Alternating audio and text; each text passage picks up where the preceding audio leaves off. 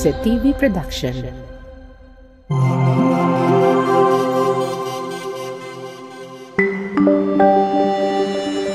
Your only island TV channel.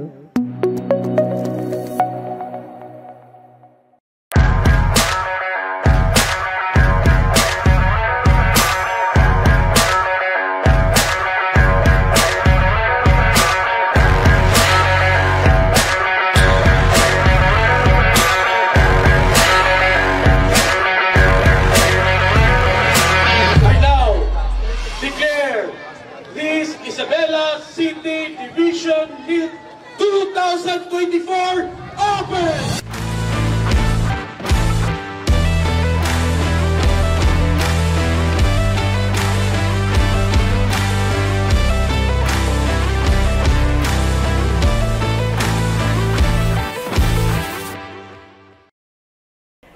What's up, besties? Panibagong araw, panibagong episode na naman ang inyong matutunghayan. This is your host, Kristen Lim, ang inyong sporty bestie na makakasama niyo tuwing linggo para sa Passports, ang inyong passport sa sports. Dito lamang yan sa Isa TV, your only island TV channel.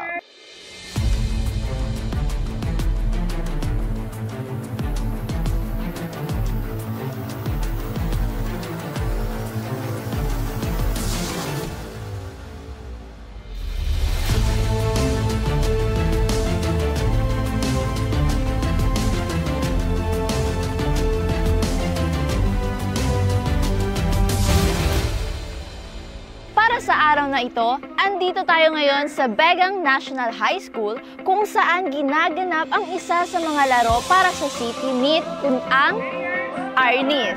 Ang Isabela City Division Athletic Association ay preparasyon ito para sa Zipraa Meet. Ginagawa ito dito sa lungsod ng Isabela natin, of course, to prepare for the Zipraa Meet.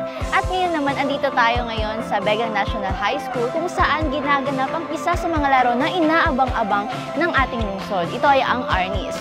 Pero bago yan, kumustahin muna natin si Lodi Diggs dahil siya ang magtatanong-tanong sa mga atleta kung bakit nga nila gusto ang larong Arnis. Thank you, Sporty Bestie! Yo mga kalodi, this is Lodi Diggs. At ngayon naman, samahan niyo ako magtanong-tanong sa mga atleta kung bakit nga ba nila gusto ang larong Arnis. Arat na! At ngayon, nandito tayo sa Begang National High School at nasa likod ko ang mga arnisador ng Basilan National High School kung saan nag-e-ensayo sila para sa laban nila mamaya. At ngayon, samahan niyo akong lapitan upang tanongin kung bakit nga ba nila gusto ang larong Arnis. Kuya, bakit nga ba gusto mo ang larong Arnis? Kaya ko naging gusto ito, parang bilang isang Arnis, alam ko sa sarili ko pag Arnis ka, magiging self-defense mo ito in the future. At alam ko ang Arnis ay may disiplina at yun, laging handa. Yun. So, ano nga ba ang mga naging preparation sa inyo para sa laban nyo mamaya? Naku, ang preparation namin dito, sobra talaga. Yung ilang days namin pagod, ang pag-tune up, walang tigil na pag-tune up at mag-memorize ng iba't ibang klaseng striking. Yun. At ayun na nga, narinig na natin kung ano nga ba ang meaning ng Arnis para sa kanila. So ikaw naman, para sa'yo, ano nga ba sa'yo ang larong Arnis? Ang larong Arnis po ay ito po ay tradition namin.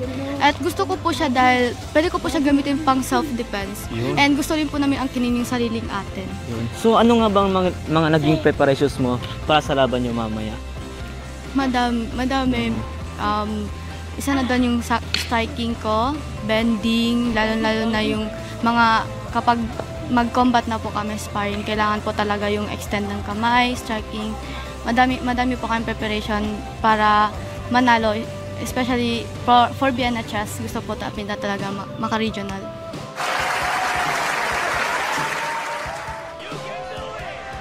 Yun, at ayun na nga, narinig natin ang mga komento nila tungkol sa larong Arnis. So ikaw lang ga, bakit mo nga ba gusto ang larong Arnis? Kasi po gusto ko pag laki ko matapang at astig. Nice. Yun. Ikaw naman, bakit mo gusto ko po maging maangas as maastig. Yeah, boy. Yun. Ito naman si Langga, bakit mo nga ba gusto ang larong Arnis? Para malaman ko ang agrikultura tungkol sa dating panahon at Gusto ko ding maging astig at saka maangas. Yun, at ayun na nga, narinig na natin ang kanilang mga komento tungkol sa larong Arnis. So, apil muna tayo dyan. Yun. So, Langga, para sa'yo, bakit mo nga ba gusto ang larong Arnis? Isa mo sa mga bagay na kung bakit gusto ko po yung Arnis ay hindi lang po ito siya basta-bastang sports, kundi isa po tong instrumento kung saan ay binibigyan kaming daan kung paano kami alakbay sa gusto naming pupuntahan. Tinutulungan kaming maging marespeto, maging madisiplina sa sarili, at bukod sa lahat ay maging mapagmahal sa tao. Hindi lang po tinutulungan kami kung paano mag-anyo, magpakita ng skills, or kundi din ang maging totoo sa sarili. Yun lamang po. At ayun, grabe nga yung sagot ni Langga. So ikaw naman, para sa'yo, bakit mo gusto ang larong Arnis? Kasi iniidolo ko po yung dati naming trainer na si Sir Paul. Siya po ang inspirasyon ko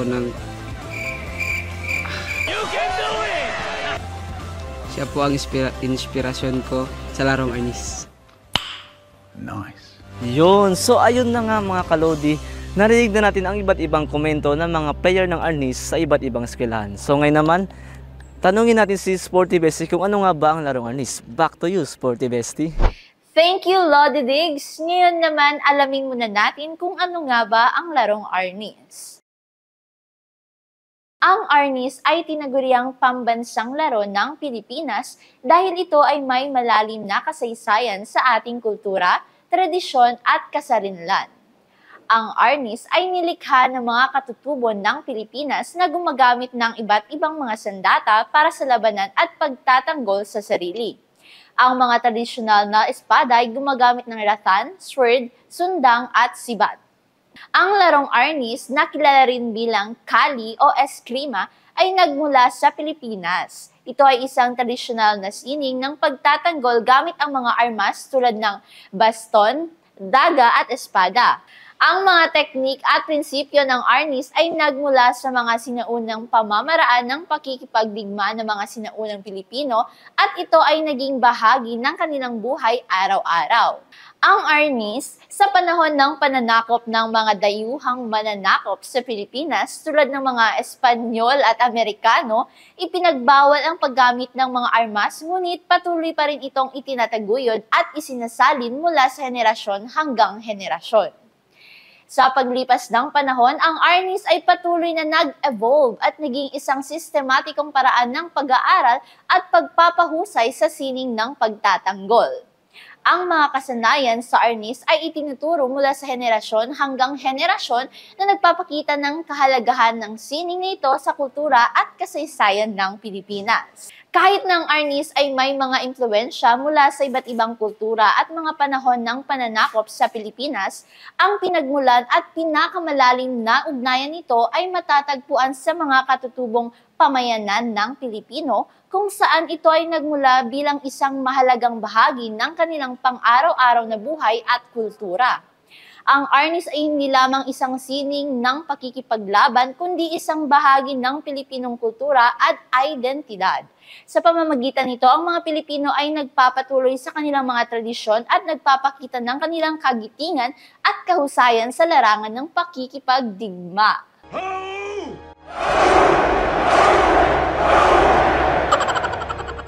Noong December 11, 2009, ay idineklara ng Arnis bilang pambansang laro at martial arts ng Pilipinas sa ilalim ng Republic Act 9850 na linagdaan ni dating Pangulo Gloria Macapagal Arroyo. Ito ay nagpapakita ng kahalagahan at pagkilala ng pamahalaan sa kultura at sining ng Arnis bilang bahagi ng pagkakakilanlan ng bansa.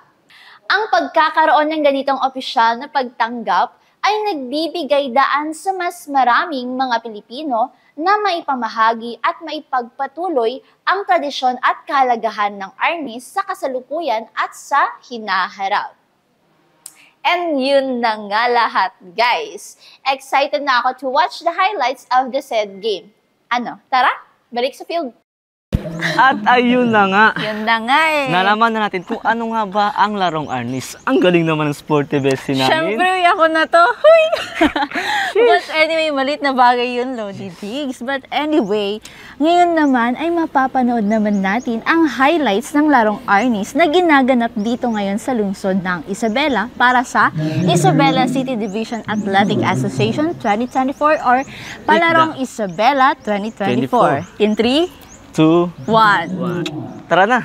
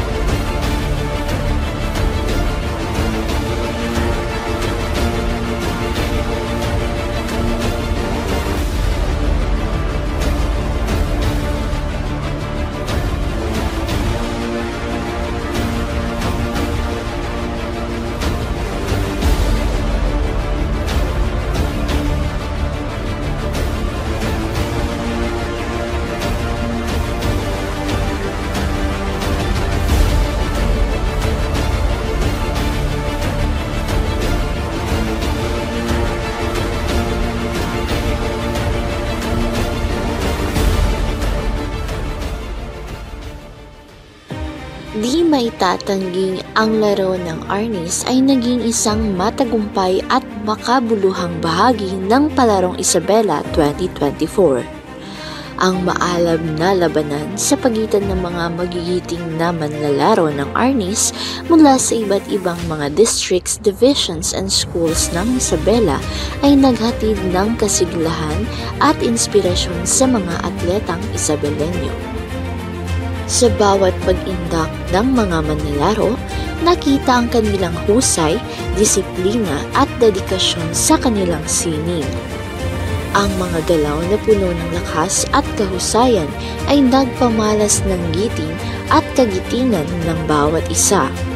Hindi lamang sila nagpakita ng kanilang kasanayan sa paggamit ng mga kahoy at espada, kundi pati na rin ang kanilang pag-unawa sa kahalagahan ng tradisyon at kultura ng Arnis. Sa susunod na pagkakataon, asahan ang mas marami pang mga manlalaro na magpapamalas ng kanilang galing at dedikasyon sa larong Arnis, patuloy na nagpapalakas sa diwan ng pagkakapatiran at pagkakaisa sa lungsod ng Isabela. And that was it, you all guys. Sana'y nag-enjoy kayo para sa episode na ito. Kita-kits sa susunod na episode, kasama pa rin ang inyong sporty bestie, Christine, para sa Passports, ang inyong Passports sa Sports. Dito lamang yan sa Isa TV, your only island TV channel.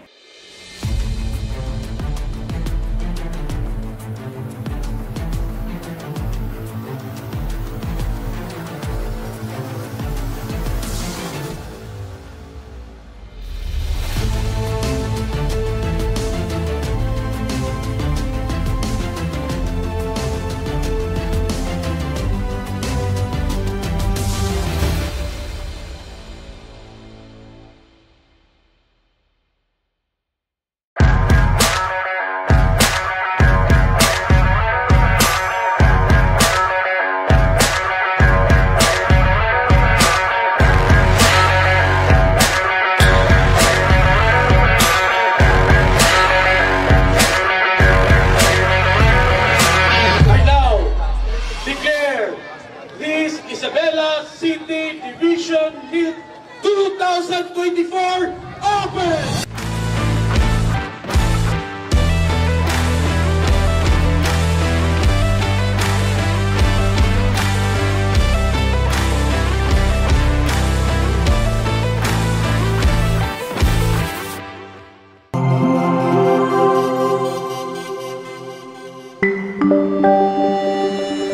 Your TV channel.